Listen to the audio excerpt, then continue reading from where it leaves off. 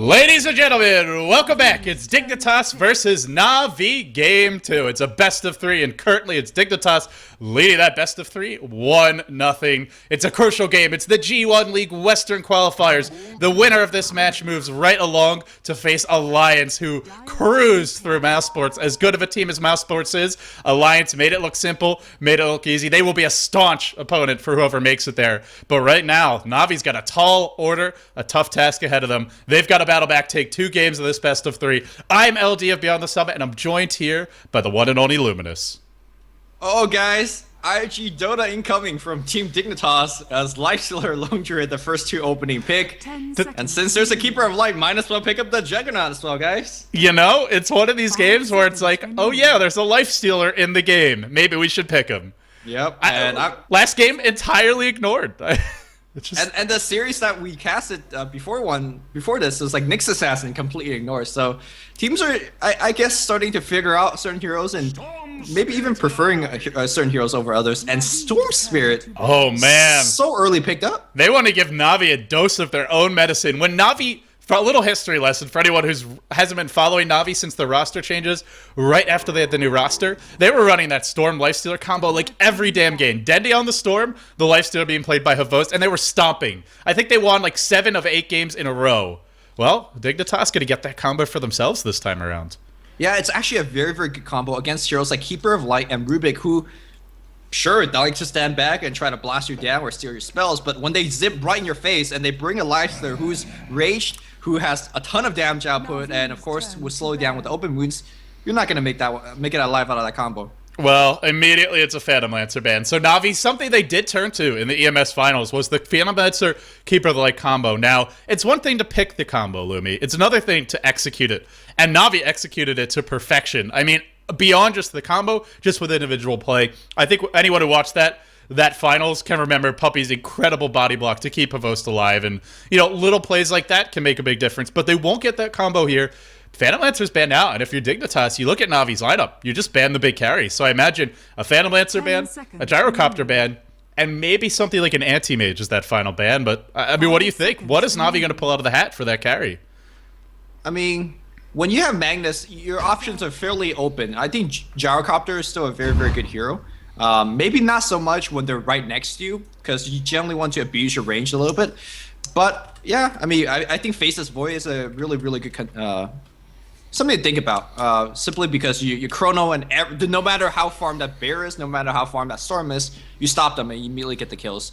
I think they need to at least get dual cores though, because I don't think any single hero alone could basically outcarry this kind of lineup, because they have so much HP, so much armor. It's pretty much inevitable, I feel, that they're going to give up kills. I mean, your carry is going to die. When you're up against the Lone Druid, who's pushing one lane, and then a Storm Lifestealer Infest Bomb, your team's going to have to go deal with the Lone Druid push. So that means only so many heroes available to protect the carry. And at the end of the day, that's where the Storm Lifestealer strikes. So I completely agree with you. I feel they'll need multiple carries. Dignitas, they've already got their carries. For Na'Vi, I mean, normally you'd say, okay, time to ban some supports. But it's Dignitas, so it's time to ban some heroes that other teams wouldn't pick. Ban the support Prophet. Ban heroes that you wouldn't normally ban. Even maybe something like a Clockwork may get the ban here. Yeah, when I see Team Dignitas trying to go full IG mode, they play it pretty normal. They don't get too greedy or as greedy as they usually do. So I think Shadow Demon is a pretty good ban here. Or maybe you pick it up. Oh, you can't pick it up yourself because they have to choose supports. Yeah, SD plus Lifestealer is a very, very good combo in terms of initiation and then open wounds. But so far, they're feeling the Jakiro as well. Yeah, they'll ban out the Jakiro here, and then they'll finish off with the Bane. So Na'Vi, hoping for a Gyro, I imagine, is it's Dignitas, something they haven't banned yet. And I think if you get the Gyro, that's the ideal situation. You get one of the few carries that can deal with multiple farm carries. If he gets big enough, you turn on Flat Cannon, you kill everyone. No, they're going to ban the Anti-Mage instead of the Gyro. I feel like Gyro is not exactly the best answer to this kind of starting picks from Team Dignitas. Anti-Mage, however, can turn things around with a huge Mana Void on Storm Spirit. Juggernaut being picked up here, a little bit of a pickup. More importantly, taking the healing ward away from this team is very, very crucial. It basically gives your Keeper of Light a little bit of hope in terms of slowing down that push. It also gives you a hero that's hard to initiate on. Sure, Storm zips in, tries to go on him. As soon as you see that ball lightning, you just Blade Fury, and you should be, if not fine, then have a few moments to try and react. Maybe you juke into the trees, you get recalled back, you try and teleport out. Dignitas, not an easy hero to gank, and also the third component for their tri-lane. So now we're looking at a Juggernaut, Rubik, Keeper of the Light, a probably offensive tri-lane, I want to say. Could be a defensive tri-lane. We'll have to wait and see, but I guess the bigger question, or maybe an offlane Juggernaut, something that we've seen as well in the past from some of these Western teams. And either way, I feel like, in fact, I almost want to say it should be an offlane Juggernaut, because Juggernaut's not going to carry this game. He can be a utility hero, but you're going to need a big, strong mid to late game presence if you want to try and take this. Yeah, there's some possibility of a maybe offensive trialing as well. Lift into maybe like Illuminate. Yeah, it could be an offensive try, and it's just, can you kill someone like Lifestealer with this Probably tri-lane? can't. Yeah, you probably cannot. So it's just they don't really have good lanes. That's the issue here. I guess the mid's locked down. Right? They're good lanes. I just don't think they're killing lanes necessarily. And sure, I think Na'Vi. I mean, if it's not a gyro, maybe it's something like a DK, a tanky hero that you can't insta-gib him when you zip in. They'll go clicks. So an Orchid builder, someone who could deal with the Lifesteal and the Storm.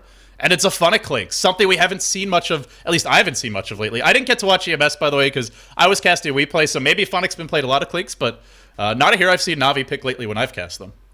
The hero by itself makes a lot of sense. I mean, quick Orchid, you snipe that Storm Spirit, you snipe the Shadow Shaman, or you basically silence Lifestealer before he pops his Rage. So it makes a lot of sense, but the question is, how do you actually lane this, right? We talked about the offensive trial lane. Not going to get any kills. If you run a defensive trial lane with Clinks, Juggernaut can't get anything done. And to be honest, even if you do the 1v1 matchup for Lone Druid versus Clinks, you give that Lone Druid a pair of sentry boards, and suddenly your Clinks loses lane flat out. So yeah, I don't know what's going on. I think we're looking at a game where they have to pull Funic. You probably have to give him 2 sets of consumables, I want to say. And maybe he has to start with the Wraith Band just to be able to last hit against the Lone Druid.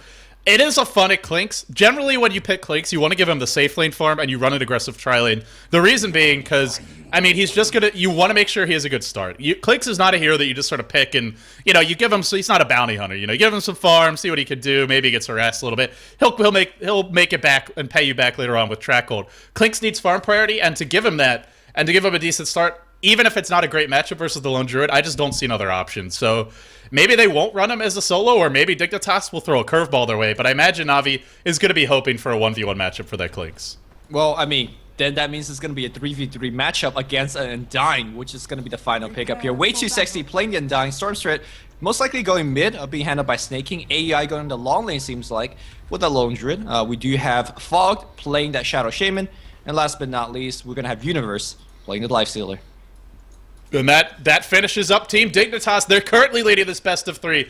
1-0. It's the G1 League Western Qualifiers, and it's a big match for both teams. The winner moving on to face Alliance, who are red hot after crushing their way through Massports. It's going to be Dendy on the Magnus. He's been pulled a set of tangos again by Puppey. Got double pulled regen last game. He'll get a single one this time around. The same, of course, for that Storm Spirit. Havost going to be playing the Juggernaut. Something we've seen him play in the cast and in the past, and something he's carried pretty hard with at times. Funic, no pulled regen for him. Maybe it'll just be a safe lane Clinks, and maybe they won't actually run anyone in the off lane. For the moment, nobody heading there. Kuroki going to be handling that. Rubik, and last but not least, Puppey, the captain, going to be playing the Keeper of the Light. So what do you think about this Jug?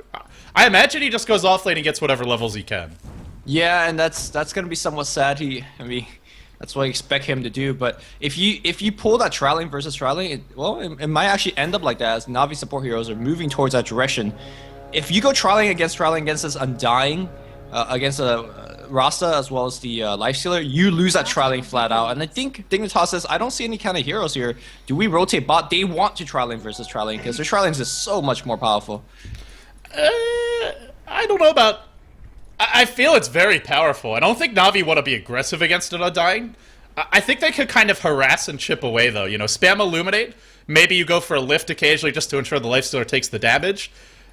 I definitely agree going aggressive and trying to dive Dignitas is a recipe for disaster mid lane. Initiation on Snake, and they'll lift him up, they'll throw him back, and this could be our first blood. In fact, it looks like it will be our first blood going the way of Na'Vi, and it's going to go to Kuroki. That's early boots for him, and a big kill. Na'Vi, they get the start they did not have in game 1. Yeah, very, very important kill for the support as well, getting a nice bulk of EXP. Meanwhile, bottom lane, the dive on Funnick, looking for the trade, but their tanky tower shot's not as good of an engagement. They will shackle him, but Funnick is, currently it's Universe who's dropping low. Funnick's gonna live. They are gonna blow through so much regen. Oh man, Dignitas, they try to strike back, but it's not gonna happen. And now you've blown through all your regen against the Keeper of the Light tri-lane. Now it's not so good for Dignitas. Ooh, trying to cancel that salve. Not gonna hit anybody, but the harass is gonna be coming, and looks like they're gonna go on Kuroki once again, but lifted, toss him back, and Fog was not in position. Now you've blown through all of your mana as well, Universe, so... No mana, no regen, and now behind in terms of items and levels is Kuroki's gonna have those early boots. This is trouble. It's hard enough to lane against Keeper of the Light on the tri-lane normally, because you're always dealing with the Illuminate spam, you're always worrying about your regen. I think Dignitas would have been okay with it if it's a straight-on fight. Maybe they don't come on ahead, but they can at least break even. Now it's going to be hard to break even. And if you're on this if is their lineup, do they have a plan B? I mean, if they decide to abandon this lane, maybe you leave Lifestealer here and get levels, but a hero like Undying, just giving him farm in the jungle doesn't really help you that much later on, so they're kind of stuck here, I feel. They are stuck here, but, you know, this is the strength of this particular lineup, the IG lineup, where if you don't have a particularly good lane, if your Lone Druid gets far enough, or if your Storm Spirit gets far enough, once the mid-game come, you just storm bomb them all day, and you basically come back by killing a couple of carry heroes, killing a couple key heroes, and it looks like they are going to rotate, so Lifestealer, good luck by yourself, maybe, and we'll come back once you're level 6. They'll leave Way 2 there, Way 2 the one that isn't going to benefit as much from the levels and farm, it isn't as crucial later on as the Shadow Shaman. Fog is the hero right now who, when he gets level 6, they take a fight, and with the Lone Druid Bear and the wards, they can push down a tower. If Undying does some farming levels, well, later on, a Tombstone's nice, but honestly, Na'Vi could kill that quickly between heroes like Clix, as well as Juggernaut, Empower, and the Magnus auto attacks. They'll be able to bring it down to Tombstone fairly quickly. So, like the fact they're leaving the Undying there just to put some pressure on Funnick and help keep Universe alive. Throw the Shadow Shaman top, do some pulls. The problem is, well, Vosta's already level 4, so while they were busy aggressive tri-laning, he's actually done quite well for himself. 12-0, even with AUDI 2000, and I mean, maybe they can kill him off when they get the entangle, but already he's gotten a lot more than you would think out of that lane. Yeah, and because Fog has left, you can see that Kuroki is putting a ton of pressure on the mid lane. He's not going to get a kill against Snake King because he knows he's there, but at the same time, Snake King's not free farming away, so effectively he's preventing Snake King from farming, and Dendy not necessarily needing the help, but they're putting himself even further. How's the weather, guys? Because I ain't getting any farm, Master Snake King. Maybe this is the recipe for dealing with Dignitas. The games that I've seen them struggle in, it's the games where Snake King is under constant duress, and it seems that was the plan for Na'Vi from level 1. Try and, Snake King will execute his trademark aggression, and then you punish that. You go in, find a first blood, and then you keep it back into compound matters. He's a hero that's a snowball hero. Not only a snowball player, a snowball hero, and one that doesn't really have some comeback mechanics necessarily, and someone like a Shadow Fiend as a slow start can easily go flash farm the jungle. Not quite as easy for a Storm Spirit, so we'll see what Snake King looks to do, but I'm a little bit worried, because Storm's getting shut down. They're not really keeping Havos down, and I feel Na'Vi, the great start for Funnick, could be the snowball they need. Plus, Dendy's having a good time as well, so 2 heroes that can really break the game open with this start. Yeah, Dignitas, you can see that Lifestealer is trying to go in the jungle, stealing a creeper too. He's almost hitting 4. I feel like once Universe hits 6, they're going to have a better time. Of course, Stormstory needs to hit 6 as well. And right now, the support, right now, you can see Puppy, he's getting a ton of levels in the jungle. Big Illuminate comes in. Oh, he's dead. Universe, I think, might be dead. Yeah. Unless Dalshia procs, which it did not. I don't even know if it would have mattered. Yeah. He goes down. And Snake King, he's going to spot out Kuroki, but, well, he's trying to micro the courier as well as his hero, and it looks like the courier's not moving. The hero's not moving. Maybe he's lagging. Now the courier will start to retreat, Snake King in all sorts of trouble. Actually, maybe it's Denny and Kuroki who are, as Universe will look to join this bottom lane. Kuroki going to fall. Universe just died, and I'll TP in mid immediately. Finds a kill on Kuroki. Dendy, regen rune is available for him. I imagine he'll pop that one soon, and well, they don't get a kill. And more importantly, Snake King, he gets some levels. Now up to level 5. He was actually sitting, they're on 4, but he'll get RP'd and he'll go down. Oh, he didn't count on that. Dendy, already level 6, finds the kill. Yeah, I was going to say a slight mistake by Na'Vi. You generally don't make that go until you know where that Lifestealer is, because you just killed him and he's like, oh, somebody going on my Storm mid, let's TP in. They should have probably waited for about 10-15 seconds to make that go, but hey, ultimately when Dendy picks up a solo RP kill like that, he's going to be happy with how everything traded out. Kuroki, I don't want to say gets tunnel vision, but, it's like, he just decides that he's gonna screw, like, you're his enemy for this game. And last game, well, it was that constant roaming and pressure away too sexy, and oh no. Havos finds a kill top on Fog, the Shadow Shaman.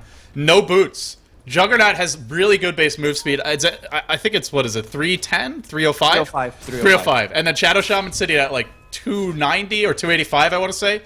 No boots up on him, easily run down. Looks like he just ate a Blade Fury and down he goes. And, well, giving Havos that early start.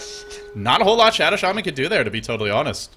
Yeah, I'm very surprised. I thought Havos might have been level 6 to get that kill with Omni Slash, but he just straight up got the kill. And looks like they're going to try to lift him, toss him back. Where's the Omni Slash mana? He doesn't have it, but the spin is going to be there, but... Not enough. It's going to be close here. If he gets a couple of right clicks off, TP comes in, the Shackle. Are we going to have any root? Oh, no root action going on. Couple more right click. There's a psych. Yeah, there's a root. And now he gets the root. After the Hex. Only after the Hex does AUI get the root. Oh, man. He's normally pretty good with the roots, but not today. Needs to practice his Lone Druid a little more. That reminds me of, like, when you're playing Pokemon, you get a critical hit when they're, like, red HP. You're like, thanks, man. Thanks, I needed that. Yeah, like, and then you lose the match because you're out of potions or something. It's just, like, something, like, unnecessarily, like, cruel and unusual punishment. But in any case, Dandy back in the mid lane here. Does have RP back up in a couple of seconds. Have that very necessary teleport scroll as well. And that's going to make diving the Radiant guys a lot more difficult. Level check here on Keeper of Light 5. He's so high level. And meanwhile, the dire support, well, not nearly. Oh no, not again. Fog's gonna go down. Havos. Omni Slash just slicing and dicing. An easy kill for him. He's really become prey, and for Dignitas, here's the problem.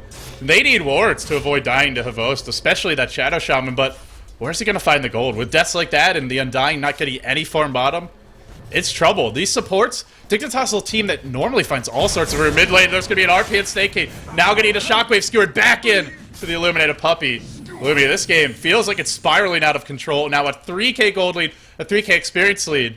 Well, you talked about Dignitas, and when they have that 3 to 4k gold lead, they rarely give it up. How about when they're behind by 3 to 4k? You think they still got a shot? It's gonna be a grindy fight. They're not a team that will lose very quickly, especially when you have this kind of initiation power. Havos gets a little bit rooted up on top, but he's gonna spin away.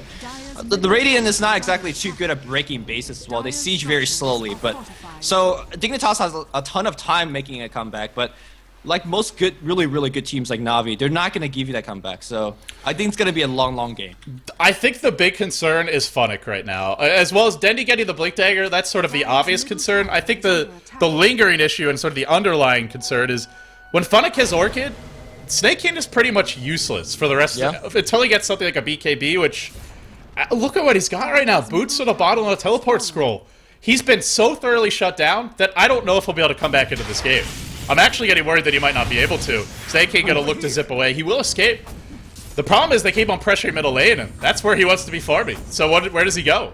There's just nowhere to go, and they're looking at trying to take a tier 2 mid. Yeah, very different from how the last draft went, where they could farm basically everywhere. They don't even have heroes that could basically farm the jungle. I guess AUI could do it, but obviously he's gonna stay in lane where he gets a little bit more farm. And, well, how do you even defend this tier 2 push? Just like, I don't even call it a true push, because they're just hitting your tower. You can see Fog coming in, is going to get a Shackle against Puppy. No, they were so close, but the trees were blocking it. We're going to see the Storm Bomb.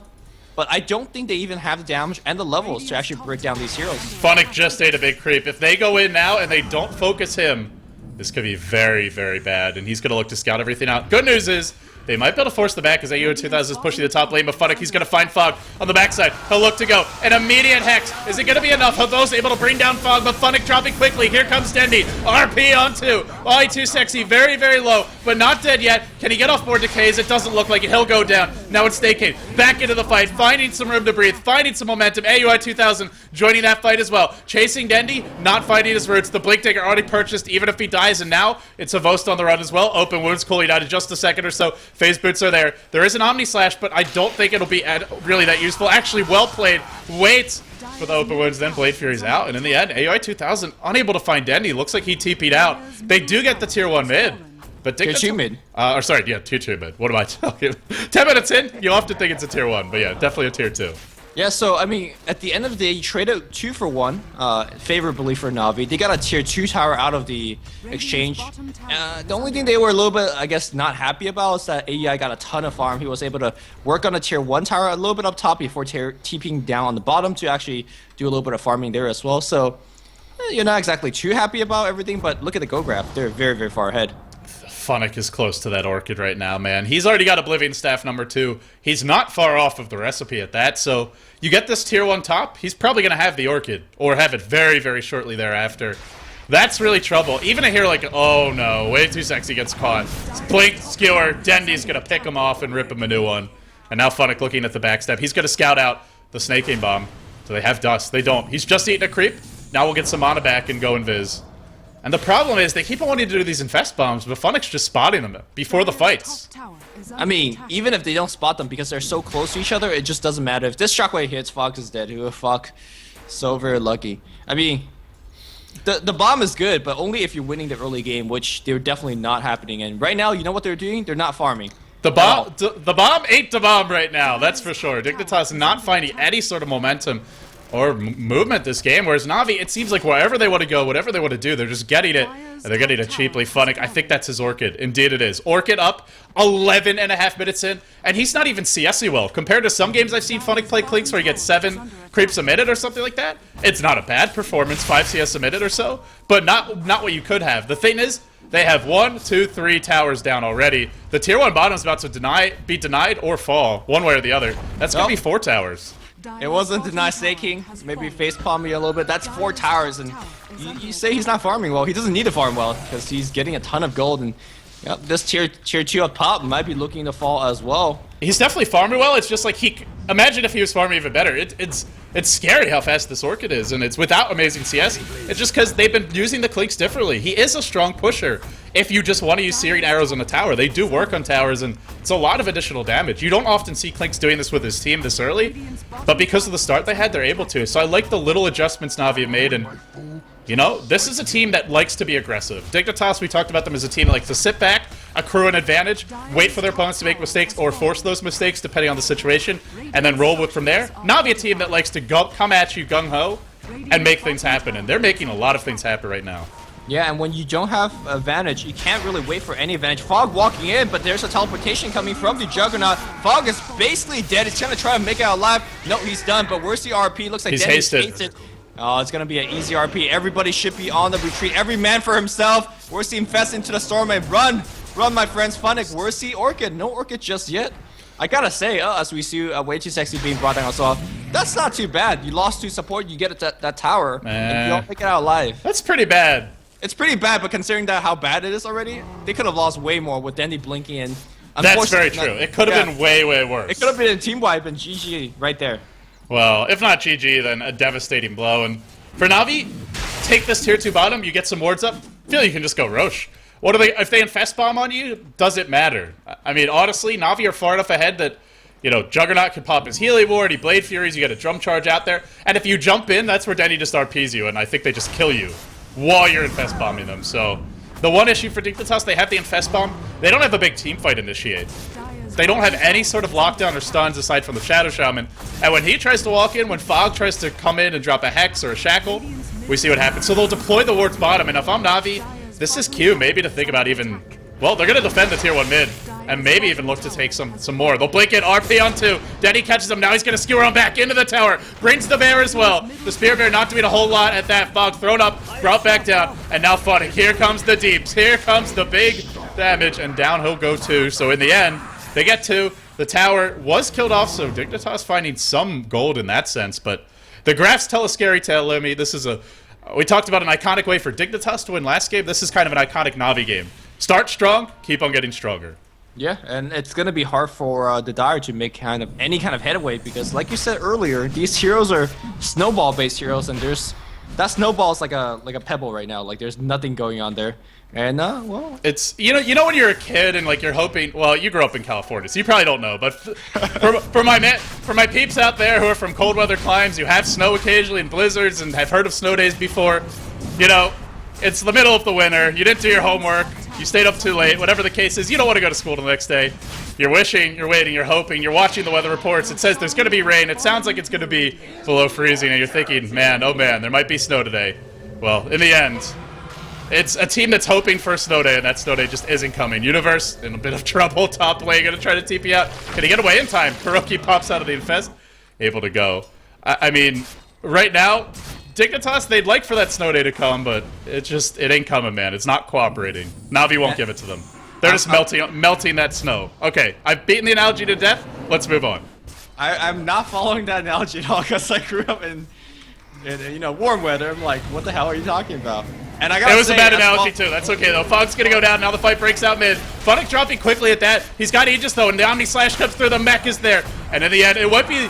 It's an infest into a creep, but this creep is actually a deny ridge. It's going to blow up now. Universe on the run. Can he hoof it out of here? He's got a jump charge.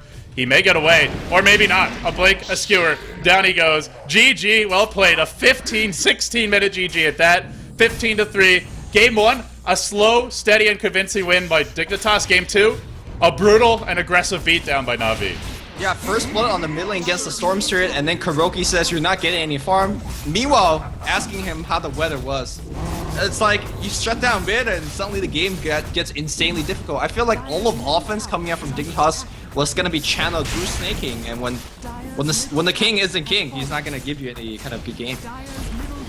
I think this is something you really want to look into when you play against Dignitas, is just mess with Snake King early. And Na'Vi, it seemed that was the plan. Or maybe it was just mess with the Storm as opposed to him in particular, but it's not because Snake King is necessarily anything about him, but it's just the kind of heroes he plays as well. And he is an aggressive player. He plays those snowball heroes. Slow him down early. And this lineup really was built for a Storm to have a good start. I mean, without it, what were they going to do? Just never got the start on him. Maybe they expect to win that tri lane and snowball from there, but it was kind of hard to go offensive tri lane against Funnick. They had Searing Era 1 on Funnick, but they couldn't get that kill. Remember, they were diving the tower and they were out of region after that. That really did it for them too, that lane. Yeah, I mean, Funnick, it was like you said, maybe Dignitas can win that lane, but not when you give up 3 salves off the bat and Na'Vi get first blood mid. They already have boots on their Rubik. And Funnick has gotten a ton of experience under the tower. At that point, you can't win that tri lane because you don't have the regen. You get eliminate spam, you get driven out. So a game that really felt like it just came down to a few early game mistakes, perfectly and thoroughly punished by Na'Vi. Well, that's going to be game 2 in the books. A series now even 1 apiece. Who's going to move on to face Alliance? Will it be Na'Vi or will it be Team Dignitas? Don't go anywhere. Game 3 is coming up very soon. He's LD, I am Luminous, and this has been a Beyond the Summit presentation. We'll be back very, very soon. See you soon, guys.